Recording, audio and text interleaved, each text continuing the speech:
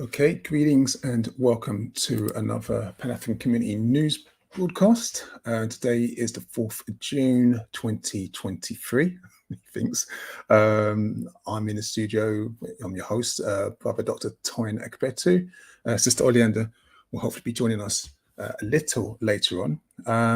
So, as usual, be good to have a check to see if you're with us. We should be streaming live on YouTube and Facebook. So if you can hear us okay, please use the chat function and let us know. Just a heads up that the audio is not muted, that you can see us okay, the slides are fine, etc., etc. But it's been an interesting week. And this program, as you will know, for those of you who are regular viewers, is that we cover the news stories as it affects African people over the last couple of weeks. We take it from a Pan-African perspective in the UK. And yeah, I'm going to really get started on the first section, which is our libations we remember. So just as usual, please remember, if you are catching us, if you're here with us, okay, please feel free to drop a line in the chat. Sister Oleander isn't here yet with me, but it's always useful for us to know that you can hear. I say us, I'm me alone running solo tonight. That you can hear us and see us okay. So the first we remember is a dedication to a man called Wayne Sullivan. Now, our brother Wayne, he was from Croydon. He passed and joined the ancestors at the age of 37, and he helped to lead the London successful hosting of the UEFA 2020 Euros. Now, he unfortunately passed from cancer. It looked like he was making a recovery. He had an operation, earlier, I think in 2021 or sort of like, when he was diagnosed. He was doing a lot of workout and losing a lot of weight. So he thought that he was doing better. But unfortunately, what else happened is that the cancer was still there. So he's going to be celebrated by the Mayor of London, who's honouring his 6-year battle against cancer with a program which he's naming after him. Now, Wayne, our brother, was a strong advocate for equality, and he helped coordinate things like the London Pride celebrations, and he was very active in the GLA's race equality group or activities. So we remember Wayne Sullivan. The next libation is an anniversary of, I say the anniversary, I mean, it took place, a year ago to this very day. And this is the passing of our brother, Oladeji Omishaw. Now, he joined the ancestors at the age of 41 in tragic circumstances. Those of you who remember, he was in distress. Police attended to reports that he was in distress. And then we saw them taser him. They fired a 50,000 volts, into him using a stun gun. He looked, for all intents and purposes, terrified for his life, and so he got up and ran, trying to get away from the police. And he went over the bridge and fell to his death in the River Thames. It's a heartbreaking story, and we're going to come back to this theme about the police attending mental health and exacerbating the problems leading to the deaths of people from our community. But we want to remember him. It was this day that he passed away at the age of 41. And I'm sorry that even it's just quite horrific that, the first libation was 37, this one's 41. These are not ages that people should be joining the ancestors at. Now, the next we remember is to Mike McFarlane. Now, Mike McFarlane joined the ancestors at the age of 63. Now, he was an athlete. He won the Olympics silver 4 times 100-meter relay in the 1988 games. He became an influential sporting coach. He was well known following his retirement. There's been many messages of condolences, that have been saluting his career and his legacy. I think there was a statement by the decathlon, Daley Thompson as well. So it was another young person, when I say young person, who joined the ancestors. The next libation, the next we remember, is for our sister Amata Ido, who joined the ancestors at the age of 81. Now, I mean, there's so much to say about her. I mean, she was a renowned feminist. She depicted and celebrated the condition of African women as not women who were downtrodden and beaten on, which was the trend in Western media at the time. I'm talking about in the news, in novels, in plays, in dramas, soaps, everywhere. But she wrote about the strong African woman. It's quite interesting because she didn't actually consider herself a writer. She didn't set out to be a writer, but she ended up being a writer because she just wanted to write these stories. And she started writing these novels, the Dilemma of the Ghost, Our Sister Killjoy, Changes. And in each of her books, African women were not, these wretches as they had always been depicted, but they were beautiful, brilliant human beings who carried themselves with dignity and had a strength that inspired many. There's been an amazing tribute made by Chimamanda Ngozi Adichie about how she influenced her reading one of Amata Ade's books. She became a university professor. She won many literary awards for her novels. She actually even served as an education minister for a short time in the 1980s, but she resigned when she found out she couldn't actually make education free, which was her agenda. So she's joined the ancestors at the age of 81. You are watching the Pan-African Community News Programme. I'm your host, Brother Dr. Toyin Agbetu. Date is the 4th of June 2023. Please feel free, if you're online with us, to let us know that you can hear us okay, that the audio is fine. I'm not just rambling to myself out there. You can join us on Facebook and YouTube and send a message on the chat system so we can find out live. And as usual, I'm just going over the news from the last couple of weeks from a Pan-African perspective in the UK. So I'm going to start with a story of, racism in politics. Let's go straight there. And this is the interesting follow-up, really, to the story about our sister Diane Abbott, who's been suspended from the Labour Party because of an ill-conceived letter that she sent to the Observer newspaper, which, even though it actually did speak the truth, was actually worded in a very clumsy way. Well, now many people are coming out and talking out against the Labour Party because they're saying, hold on. There's a bit of double standards going on here now. Because there was this MP called Neil Coyle, who recently was exposed of having sent racist emails. Rather than using Afrophobia, which I'm sure wasn't that far away from his thoughts, he used xenophobia. So he started referring to the China as Fu Manchu, and just basically just saying really just ridiculous xenophobic comments. Now, he was suspended, but he has actually had the whip returned to him quite quickly. And so there's a group called the Labour Black Socialists who have said, well, hold on, how come you've returned the whip to Neil Coyle, but you've not returned the whip to Diane Abbott? I don't know why they use that term, the whip. I really hate it. But when they say the whip, they're just talking about it taking away their position in Parliament, so they can't represent the party. Anyway, so they've urged a petition. They've urged people to sign a petition that they've launched, and asking for her immediate reinstatement. So we'll watch this space. I wouldn't be surprised if there isn't much change on this, because the Labour Party that's in play today isn't the Labour Party that our parents and grandparents were familiar. It's 100 times worse, and certainly doesn't care much about people of African heritage.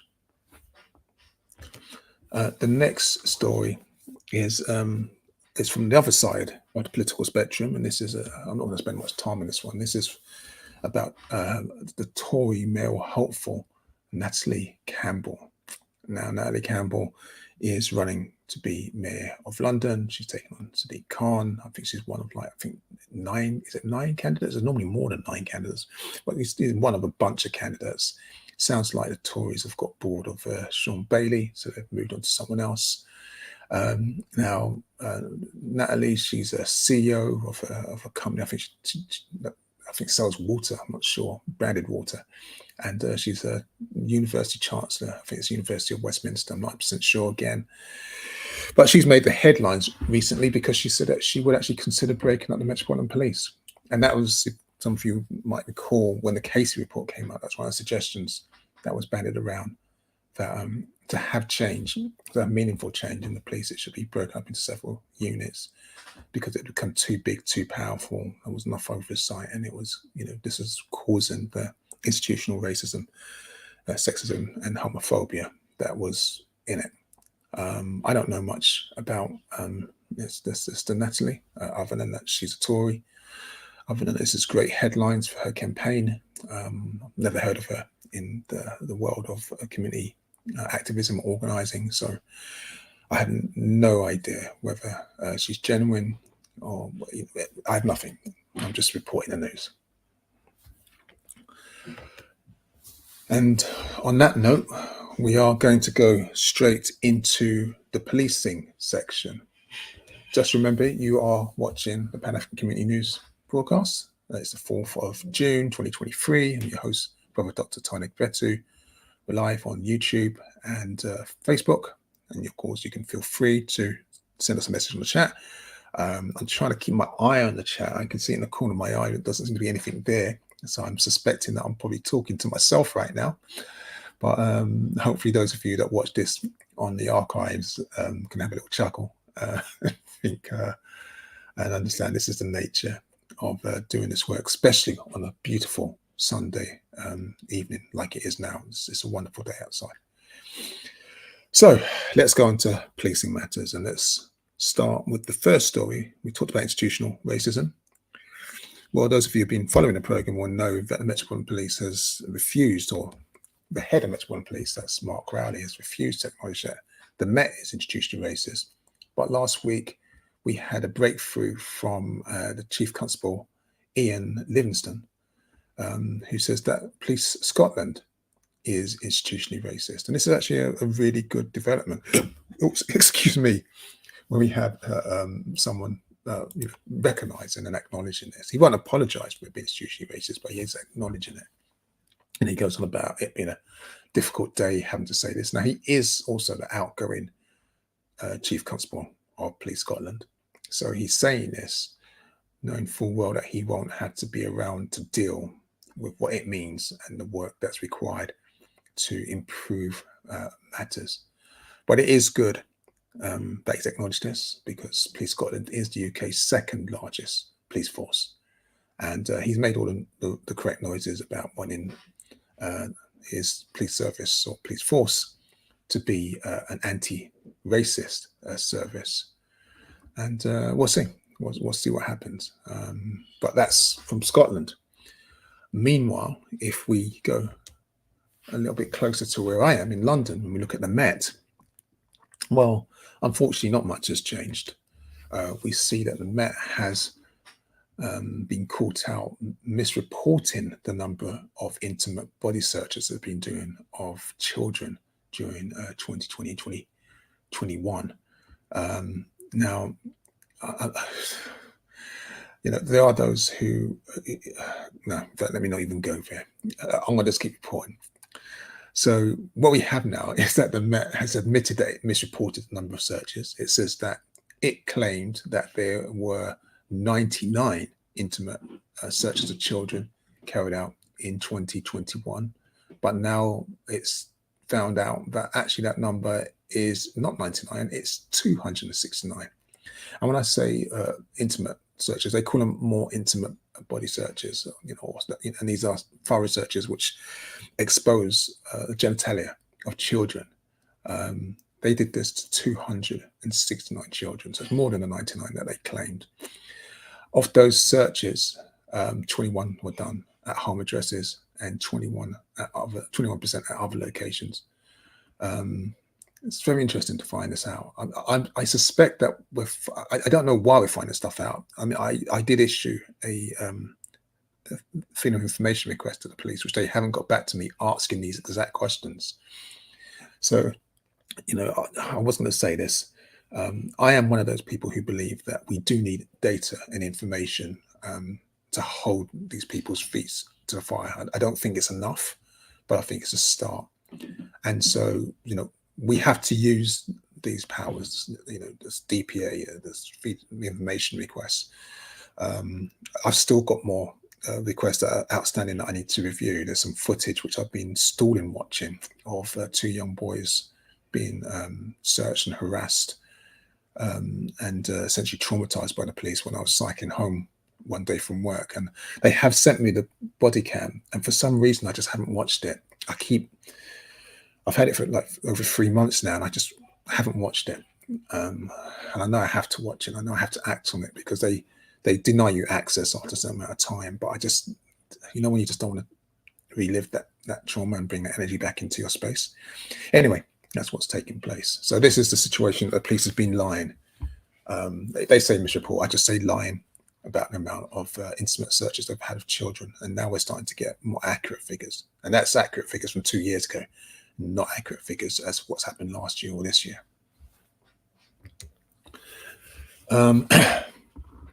One of the good news stories that are coming from the Met Police is that, to his credit, Matt Rowley has stayed true. Even though I don't think this one is a Metropolitan Police issue, this is Dorset Police, so I should say. But what's his name? Martin Rowley has stayed true to this issue to create a culture where the police are rapidly searching through its ranks for low-ranking offenders. I say low-ranking because it seems like they're not really dealing with institutional issues. They're dealing with those who are trained, who have been supported, who have been, whose attitudes have been cultivated almost by toxic policing. But you take your wins where you can get them. And in this particular case, there's been a couple of Dorset police officers who have been found guilty of sharing racist messages on social media. I think I say social, I think it was WhatsApp group. WhatsApp group is very interesting because WhatsApp actually does have end-to-end encryption. And you might have been seeing a story in the news about the former Prime Minister of the Clown, Boris Alexander de Piffle Johnson, kind of like initially not sending out his private messages to the COVID inquiry, and now he has given his messages, even though that's a bit of a misnomer because he's given only one phone worth of messages. So all the real stuff that's got all the incriminating stuff, we're unlikely to ever have scrutinized by the inquiry chair.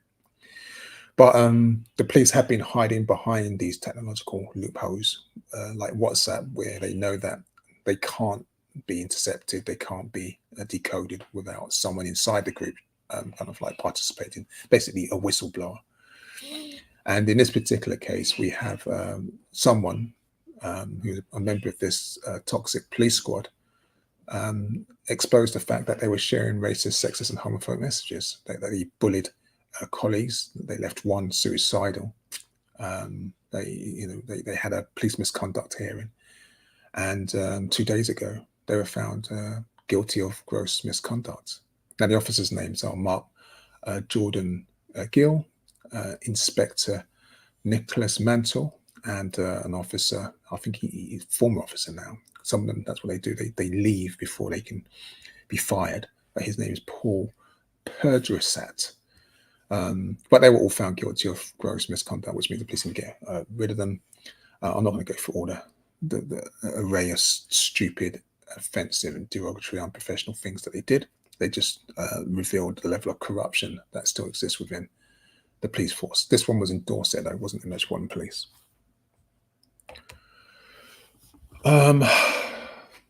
But this particular story was the Metropolitan Police. I saw this on social media and I couldn't believe it was true, so I just ignored it. I'm still trying to get more information out on this one, but it does seem like it's true that an elderly woman suffering from dementia Hey, Sister Oleander. Hey, good to see you. Hey, evening, everybody. Okay, I can't hear you. Oh, I think that's my side. Okay. Evening, Um, everybody. yeah, I think we might be flying solo, or they only want to chat to you, but we have no messages acknowledging that we're live. So I'm just going to continue with this story if you don't mind, yeah, and then we'll catch up. So I'll leave you here as well, because this is the horrific story about an elderly woman at age 90 who was suffering from dementia. The police were called out because she was suffering some kind of crisis. And long story short, she was handcuffed. She was placed in what they call a spit hood, and had a taser pointed at her. She's now got some bruising, and she's distressed and all kinds of stuff. And I mean, full context and all disclaimer and stuff like that. It has been said that she spat at one of the police officers. She was really upset. She was really not in the right place. She was 90. They didn't fire the taser, and to their credit, if that's the right word I should be using, that they didn't fire the taser at her. That was a good thing. But what they did, and it's a police tactic, is that they used the red dot on the taser to de-escalate the situation. So you see the red dot on you, and it's like a warning that if you don't comply with their instructions, then they are going to put 50,000 votes through you. And you saw what happened with the case of Honor Deji Omashore, where he was petrified for his life, and unfortunately fell to his death. So I don't know much about this story. All I do know that it's not a hoax. I do know that she is suffering. I know that the family have made a complaint. It's going to be investigated by the independent IOPC, Independent Office of Police Complaints. So I can't even say the word independent because you know that it's not. I know that she lives in Peckham. I know that this took place last month, May the 9th, actually. And if you're looking at the image and thinking, what are those images there? You can see Peckham, you can see the spit hood. You might see the beautiful young woman on the far left. Well, her name is Joy Gardner. And the reason why her image is included on here is because when I heard of this story, even though Joy Gardner wasn't 90, it did invoke the story of Joy Gardner. She's one of our early cases of deaths in custody in the UK. She was a young woman who came from Jamaica. I think it was in 97 or 87. My memory is not too good. But she'd been here for maybe like 5-6 years before the police came to a house in what they call a deportation squad. And they charged in, bound her, gagged her with 13 feet of tape, and killed her.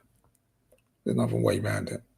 Just type in Joy Gardner and read the horrific background of her case.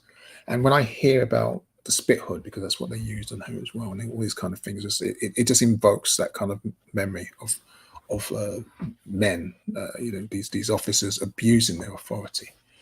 But anyway, that's the story. We'll watch that space. It's horrible. I can't even find words, honestly. It's just a horrible situation. And yeah, it's like they dehumanize us to such an extent that they don't even think that we have any feelings. They don't care. They just want us to comply with whatever it is they want us to comply with, even though we know we've not done anything wrong. Yeah, that's it. It's power. I mean, people talk about rape being, something to do with sex, and it's not. It's about power. Well, it's the same thing what these officers do. It's like it's nothing to do with crime. It's got everything to do with power and ego, Yeah. and men wanting to exercise. Sometimes there are women involved in these outrageous incidents, but it's putting on a uniform, belonging to a gang, and feeling that you have the power to violate another human being with impunity. And it brings out the worst in some human beings. And those people should never have been admitted into the police force in the first place, but they are. Yeah. And they rise to high position. In the last story, like I said, one of the miscreants was an inspector. Normally, you kind of like we hear about the low-ranking PCs, but this behavior, this culture is generated, supported, and tolerated by inspectors, by supervisors inside the Metropolitan Police, and they're higher ranking officers who turn a blind eye to it. So yeah, there's a long way to go. So I'm going to talk about what has changed in the Met since the murder of Joy Gardner. And we have this situation now where the Met Commissioner is actually saying that from the 31st of August, the Metropolitan Police will no longer attend any emergency calls related to mental health incidents. And I think this is actually good news. I know there are many people who are panicking. They're worried that this is going to cause all kinds of problems, and they're fearful for their life and all kinds of things because they bought into this idea about everyone mental health being violent. But the truth of the matter is that the police are a danger to people in mental health distress. They clearly are. They exacerbate the crisis, and in many times they take it to a level where people lose their lives unnecessarily. The problem, which I do hear and I do understand, and I think is a real concern, is that the cuts and talk about austerity, 13 years of this, is it 13 or 14 years of this Conservative government? I'm not pretending Labour was much better, but 14 years of Conservative government has left the NHS ill-equipped to just step in such a short time span. It just has. And so there is a danger that there'll be times when actually someone is in distress, someone is a danger to themselves, a threat to themselves, and they need someone who's got the skills on how to de-escalate. Now, normally I would argue, and in fact that's not normally, I would still argue that should be someone who's been trained in mental health, someone from the hospital, someone who works maybe at one of the centres that cares for people with mental health challenges. But I don't think they have the staff. I don't think they have the resources. And when this was done before, and this isn't new, it's not a new idea, just in case anyone thinks that this is something that, it's a brilliant idea by Rowley and wow, it shows his leadership. This isn't new, this happened years ago. But when it happened before, there was years to implement the program. It wasn't just a few months. It wasn't just saying, right, from August, this is what we're going to do. But like I said, I have to support this because when I think about, the alternatives, it reminds me of the murder of Sean Rigg, who lost his life at the age of 40. Now, he was just suffering from, he was suffering from paranoid schizophrenia. But there was no reason why he had to die in police custody. If you see the footage of how they treated him in the van, in that box behind the police, that was the police who killed him. There was Olasheni Lewis, who was 23. He passed away around 13 years ago.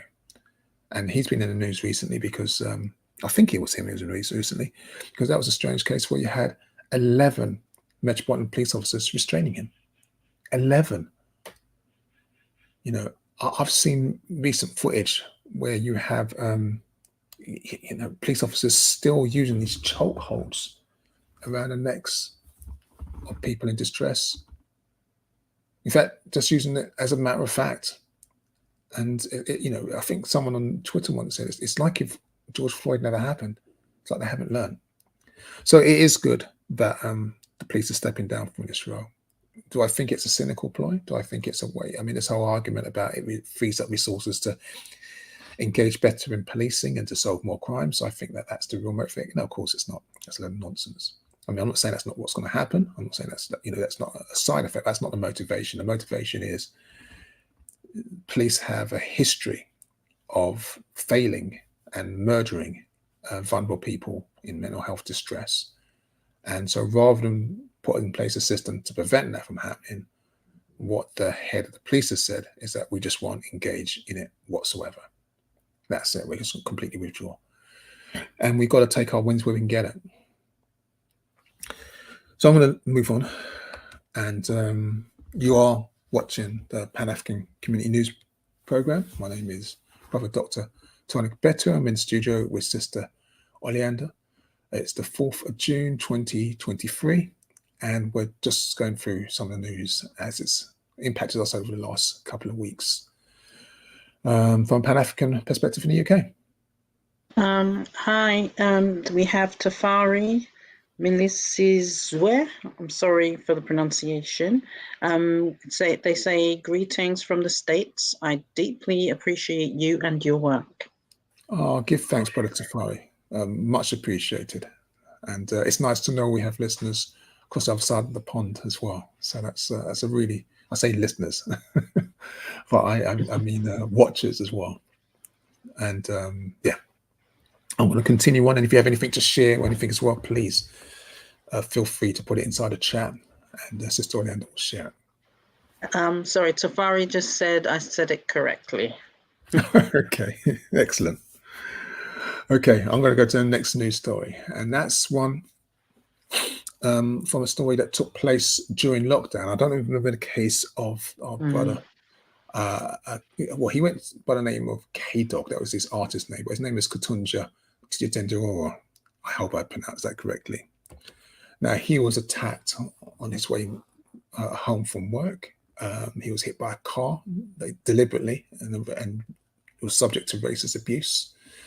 We now know that 4 men have been charged, with his assault. It's really important to remember that it wasn't just his physical injuries, like it wasn't just his face, which was horrifically damaged, but it was also being racially abused at the time, which kind of undermined his ability to continue performing his work, to make music. He's a performer. And so, it's good that they've been charged, and we'll keep an eye on this case. It's taken 3 years to get to this stage because it took place in summer 2020.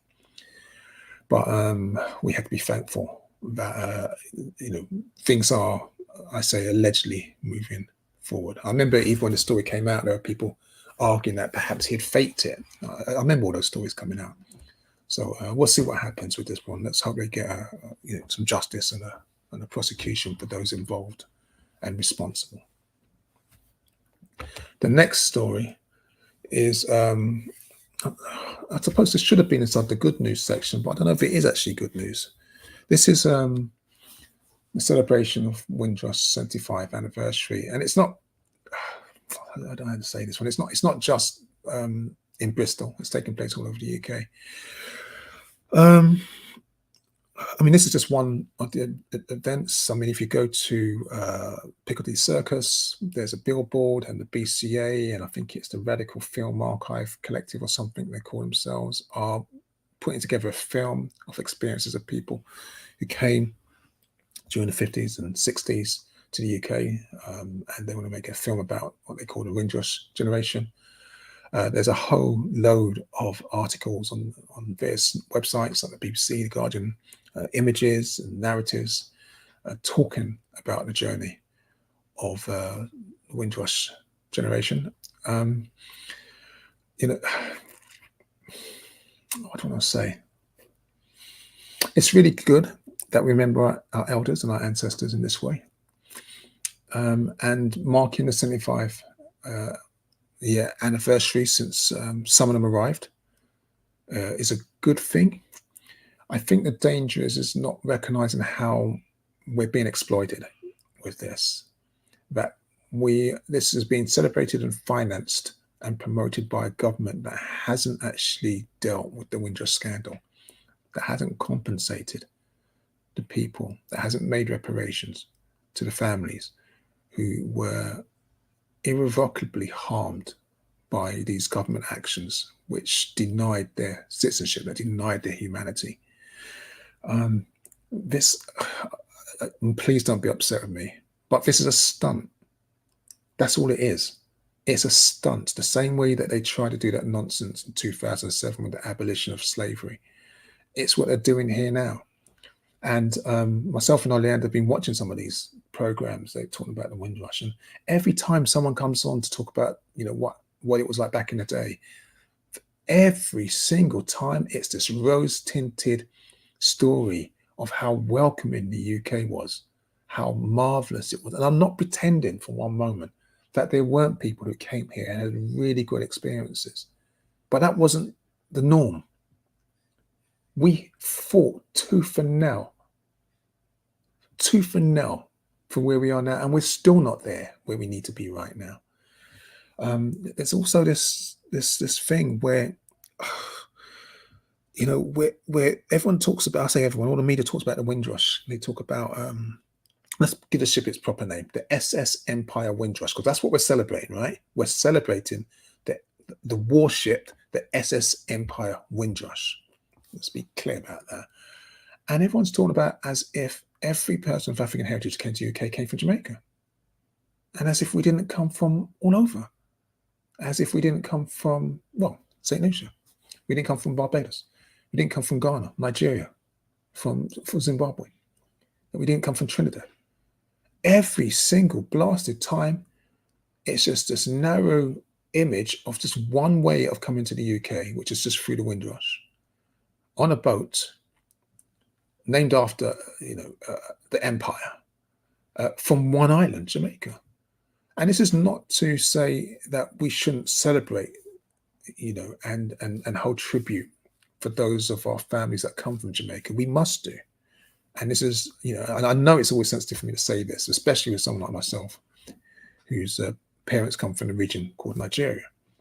But, we had to be careful about the myth that's been written and rewritten, the history that's been reconstructed in front of our very eyes, which is pretending that no one else came at that time.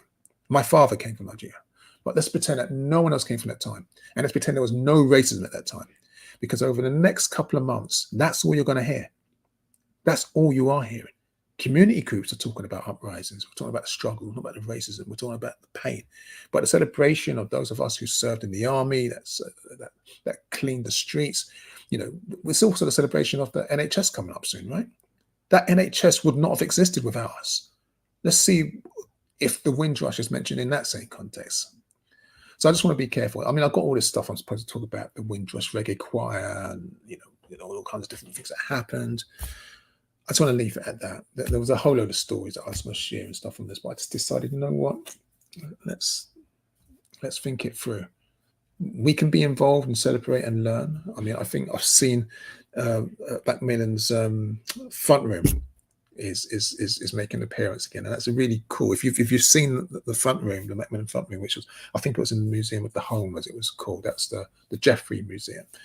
Then you recognize, I think it's called the West Indian, which is really a West African, but the West Indian front room.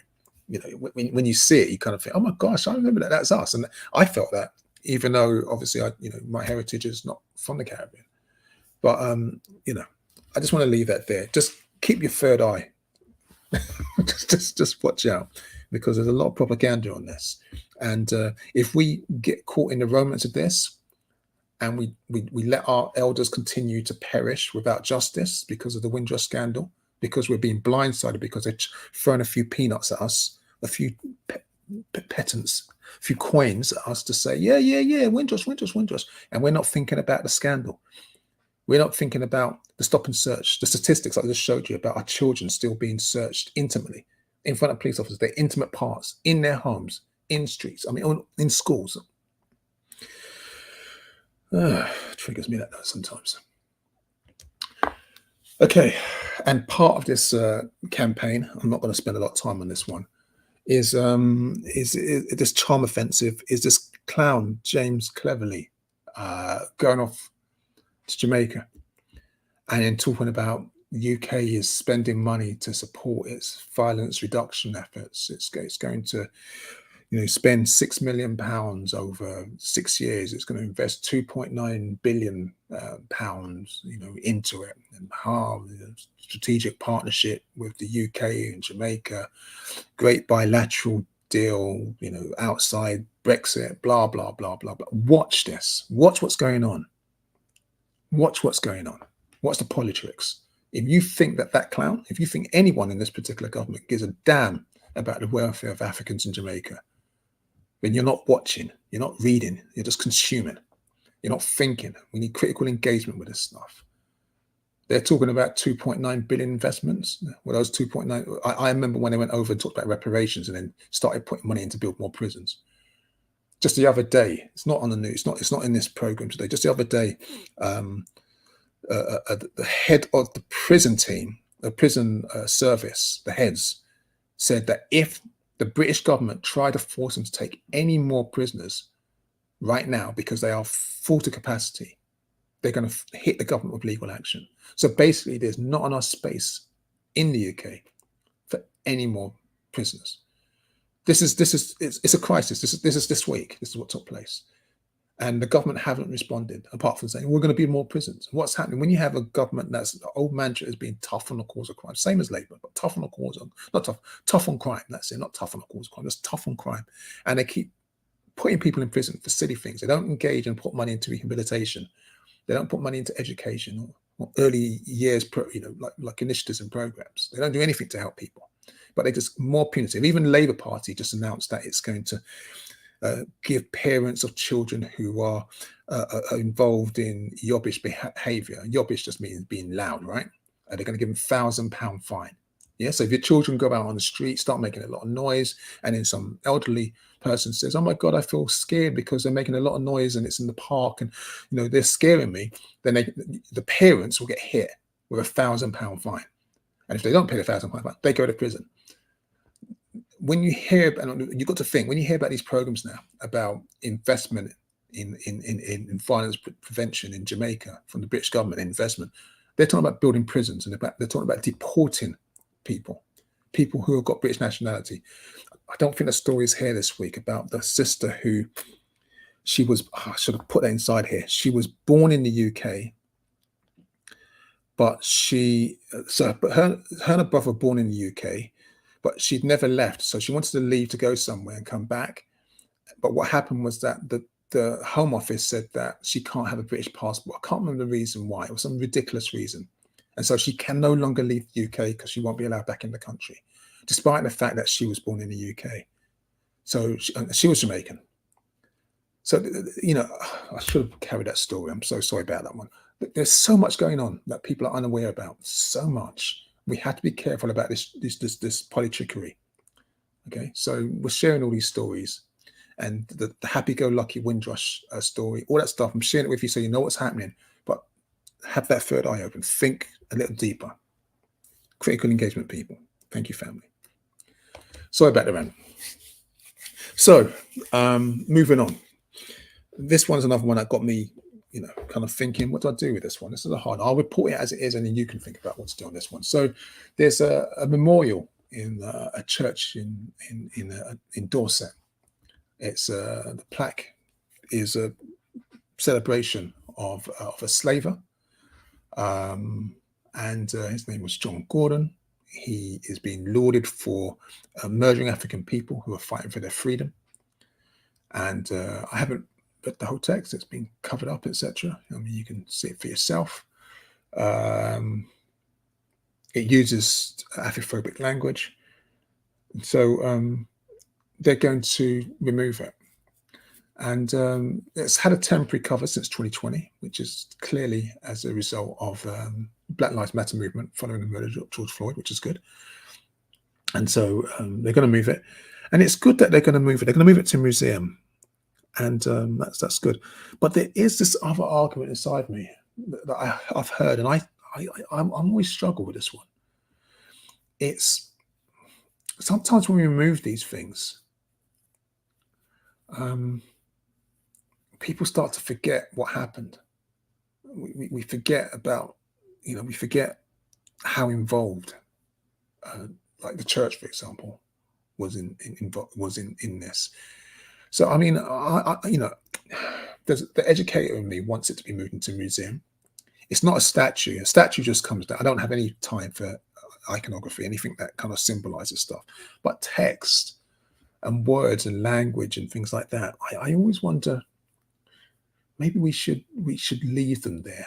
I don't not this retain and explain kind of thing, but sometimes they are part of the evidence that litters the landscape of Britain and its racist past, because we haven't had justice yet. That hasn't been resolved, and so it's dangerous to have those things removed without something being put in its place explaining what was there.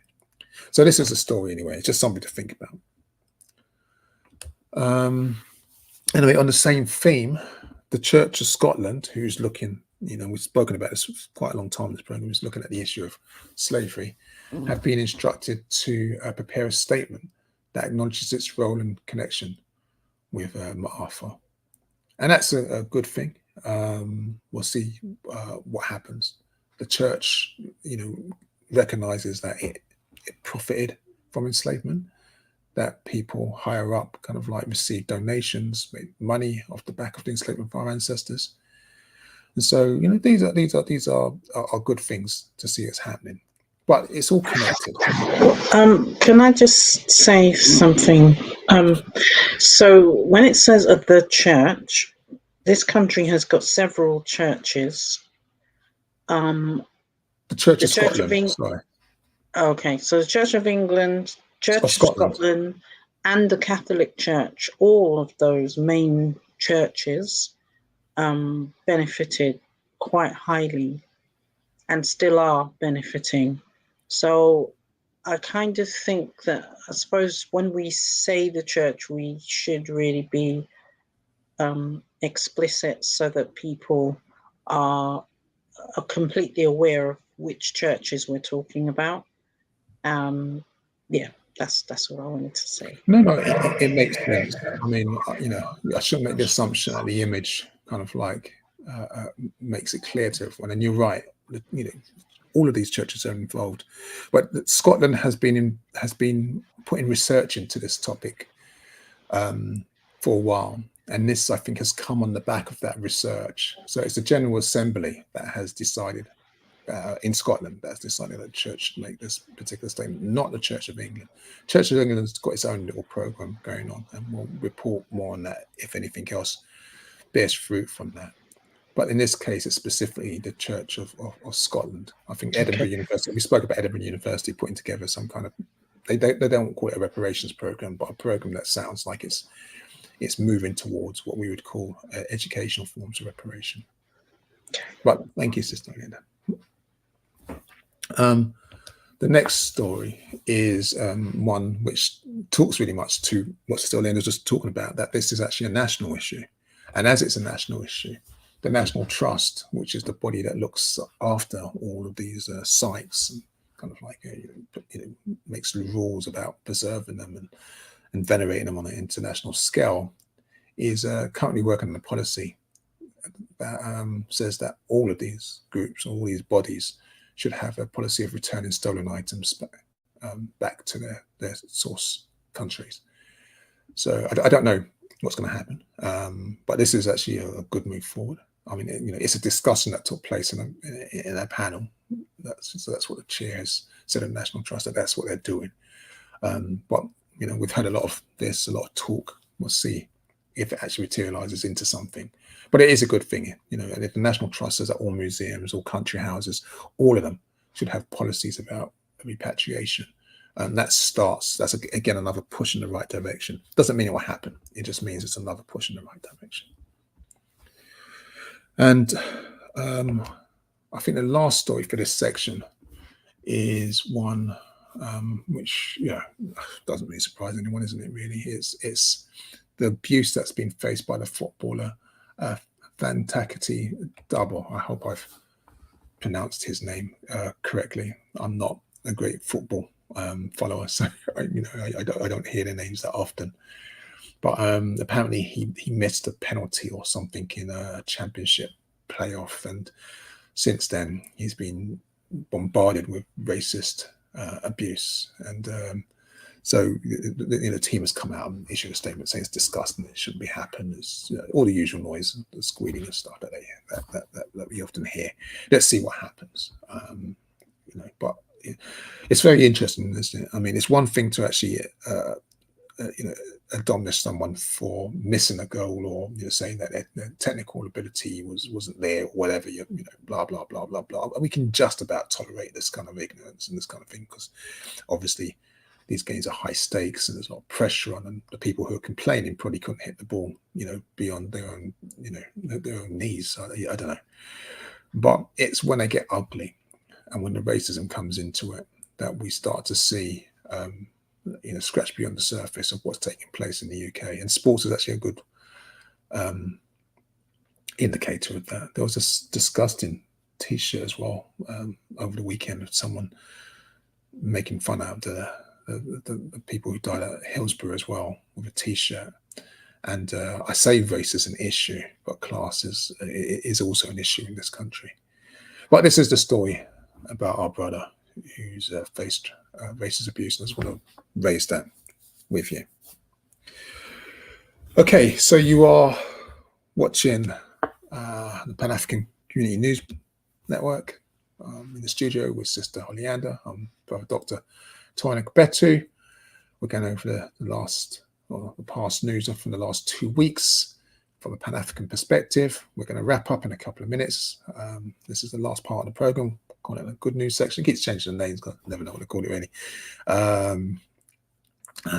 So if you've got something to say, something you want to share, any events or anything like that, please feel free to say it online. We have a chat on Facebook and YouTube.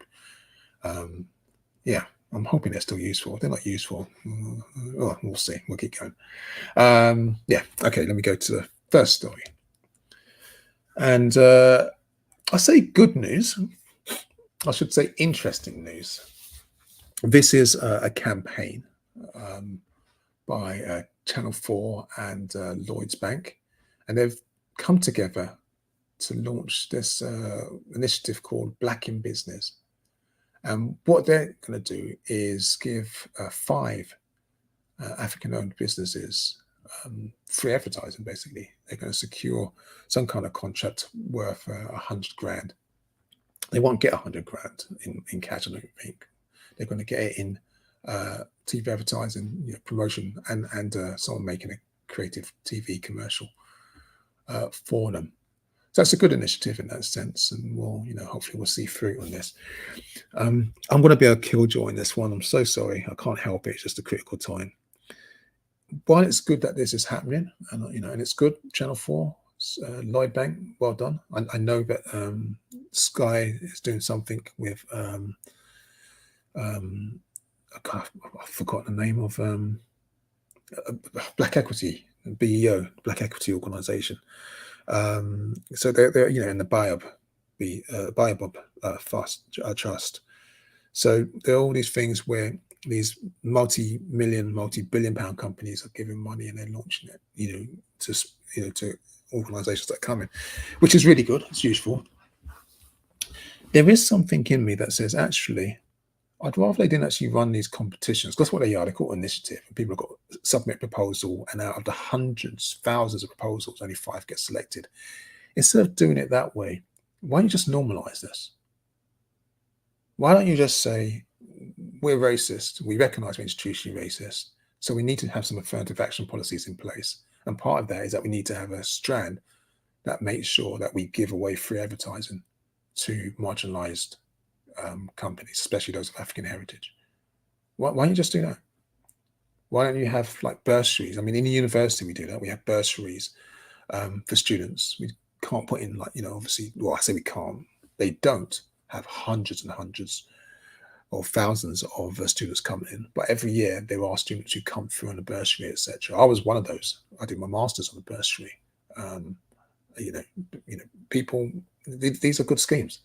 Why don't you just normalize it? You don't make it a competition. You don't run it and make like a few win and everyone else a loser. What you do is that you just run it and you maximize the amount that you give away, because you're supposed to be doing that in the first place.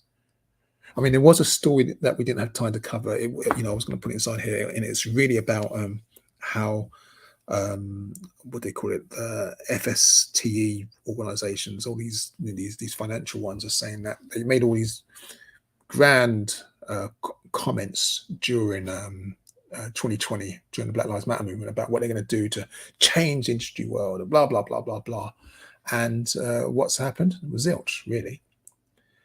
Unfortunately, I missed Brother Kwaku from the BMC, Black Music Congress. I know, I think it's a week ago, he was running an event which was looking back at what's happened since George Floyd and trying to hold some of those companies to account. I think he's going to audit them now and build a database and a list, seeing what was a pledge and what did they do, which I think is amazing work that needs to be done. Yeah, what have they done? What has actually changed? Are we still seduced by the illusion of inclusion, where we see a face that looks like us and expect it to actually work in our interest? Are we still there again? Do we need to go through the whole Clarence Thomas, Uncle Tom's, and all that kind of narrative? I'd hope not. I'd hope we're a bit more sophisticated than that. But that's where we are. I mean, I could talk about this whole, what's that guy's name? Izzy, or I've forgotten his name. The one who's running around on TikTok, bursting into people's houses and now like a political commentator for our community on Newsnight. This illusion of inclusion, be careful. So it's good that this initiative exists. That's why it's in the good news section. But I'm just saying, we've got to think bigger than this. Rather than jumping up with joy at these kind of initiatives, we've got to think bigger. This is a plaster. This is not structural change. The next story, which leads a way that I hope does lead to some kind of structural change. It's a really simple one, actually. There are two people. One I know, the other I don't. Our brother, Gary Green, he's been made KC, which stands for King's Counsel, for those of you who don't know. And Barbara Mills, who's KC, King's Counsel, has been elected the Bar Council Vice Chair. And she's the first person of African heritage to ever assume that role. And I don't know much about the sister Barbara Mills. I'm hoping that this is actually a good thing. I'm hoping that she has values that recognizes the changes that need to be made. I mean, she is a member of the Bar Council's Equality, Diversity and Social Mobility Committee. She also co-chairs the Bar Council's Race Working Group. And they published this report called Race at the Bar. And that was done in 2020. Everything seems to have done in 2020. So she's seen as a really good person, who's interested in this. I don't know her, so I'm only hoping that her work is good. I'll try and get a copy of that report and read it.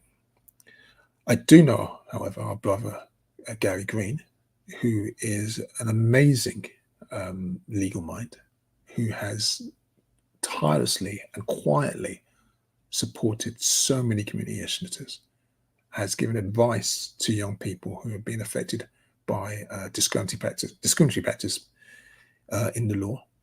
I am honored to be able to call him a friend. And, we should be celebrating, his elevation and the fact that the system is only now just recognizing his professional genius. So, this is good news. Like I said, we'll keep our eye on this and see what happens, because structural change can't happen unless we are both within and outside the systems. And we need to be outside it to have enough distance so we can critically assess it and find solutions to address the problems. But we also need to be inside the system with those who are soul intact to actually force through those changes, to actually create the space for change, because it doesn't happen without us there. And often those of us who are there are the wrong people. So that's that story. Okay, before we finish, talking about someone who was inside the system and is now leaving, fortunately, I want to give a huge big out to, he's a legend. He was a presenter on BBC Radio Leicester. His name is Hurdle White. I've had the pleasure of working with him and interviewed by him a couple of times during my heyday as the head of Legali. And his role is to play music, reggae, soca. It's a music program, but hey, he's just like one of those starlets who says, you know what, you might put me here just to do one thing, but my soul's intact. And for over 50 years, he delivered music, news, culture. In fact, he was. There's this anecdotal story about him being one of the first people to interview Bob Marley before he was famous. He interviewed Bob Marley, right? And he recorded it, took it to the station, and said, "Hey, this guy's going to be huge. He's amazing, and he's conscious. Listen to this guy." Played the tape to the bosses at the BBC, and you know what the boss said? "What's this accent? This. I can't understand his accent. No. We ain't playing that. Can't understand his accent." Hurdle was so peed off, he threw the tape in the bin. So what do you mean? We all talk like that. I talk like that. What do you mean you can't? But he stood his ground 50 years on, and he has continued to fly the flag for our people. So I mean, when people say radio legend, he's one of many who sit in that. I know people might have a love and hate affair with people like Jess Schumann. I think he's another radio legend. Because it's not. I can talk about all the ones who just play music, and there are many. But there are also those radio legends who actually use the airways to communicate ideas and messages and expressions of love and hope and solidarity and just news updates. I'm just anyway. He's retiring, and I just thought it'll be a good way to close the program. So there we go. Let me just bring Sister Oleander. I hope you've enjoyed the program, if that's the right word. Apologies for running late. I haven't got my watch on. I just realised I didn't even look at. Oops, 20 past. Well, okay, well maybe it's. Well, yeah, we are running a bit late. I should say I do have a tiny excuse. I mean, my bike was. In fact, no. Well, I will say that. I've got to report to the police now because I went to this amazing sci-fi festival that I go to every year with my queen and my daughter and Sci-Fi London. And this year, the level of contributions which kind of like shone a light on the plight of our people was amazing. African people in space, something Octavia Butler always spoke about in the future. They had British Sign Language. Everything was captioned for those who were hard of hearing. They really went there for inclusivity. They didn't slack off. Now that Black Lives Matter is passé, they were still doing the right thing there. It'll be nice to see more African people at the festival. I know we are, because when Courtney and I, let me just bring us both up there. When Courtney and I organised the Sci-Fi Festival at the Royal Hall, and the place was packed. I know that we love sci-fi, so it'd be good to have more of us involved. Maybe that's what we need to do. Just need to organise a festival for ourselves. But that was good. Unfortunately, the day ended up a bit of a bummer because my glasses broke on one level, and I cycled there, and I used my glasses when I'm cycling, and then I got on my bike, and they'd nicked the battery, which it's an e-bike, so they just broke it, damaged the bike, £500 worth of damage. So I don't have many expensive things, but my bike is one of them, and so that was not a nice end. No, to the day. It wasn't.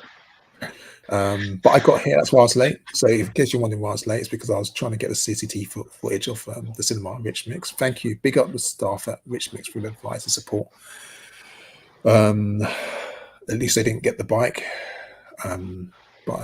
Yeah. But anyway, hey, that's that. So, Oleander, anything else you want to share? Anything else I've forgotten? Yeah, the Sci-Fi Festival was really good, and I did enjoy the fact that there were several of the shorts that had our people in it, all with interesting messages.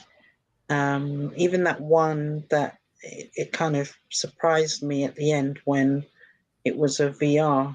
No spoilers. No, but yeah, okay, fair enough. But anyway, yeah. So I did enjoy it. It went really quickly, actually, for me. The whole Sci-Fi London went really quickly. It felt really quick, but we had a lovely day. Apart from, like you said, what happened at the end of it. But yeah, so hopefully we will continue to see the sun and feel the heat, and make sure you all keep melanating, get that vitamin D in, because when the weather changes, that's it. The sun is over. So obviously be careful. Don't overdo it in the sun, but just get that vitamin D going. Definitely. And yeah, I don't know what else to say. It's been a pleasure. We'll see you on the 18th of June, I think. That's a couple of weeks' time. Yeah, things are, well, yeah, I'll leave it at that. Okay. Thank you for being and putting up with us. And we'll see you then. Whatever you do, like Sister Oleander said, get please get some sun, go out there. I'm a popcorn and a kettle black because I'm unfortunately still inundated with work. So I'm sat in front of a computer most days while the world is going out there enjoying it, which is really getting me depressed. But don't do a toy. Get out there, melanate, kind of like enjoy, connect, meet people. I also want to big up Hackney Account and Akaya Media. We met last week. I forgot to say that. They came over from Italy. They're an amazing stop and search group that looks after migrants who are facing stereotyping in Italy. The stop and search in Italy is ruthless. The police are out of control essentially, and so big up to Alicia for helping to organise the meeting of the two groups and sharing of information and strategies to move that forward. It was a pleasure being involved in that initiative. There's loads and loads of stuff going on I can't even talk about. I can't even think about. So yeah, whatever you do, have a good one. Be safe.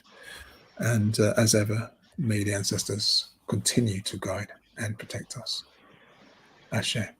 Ashe.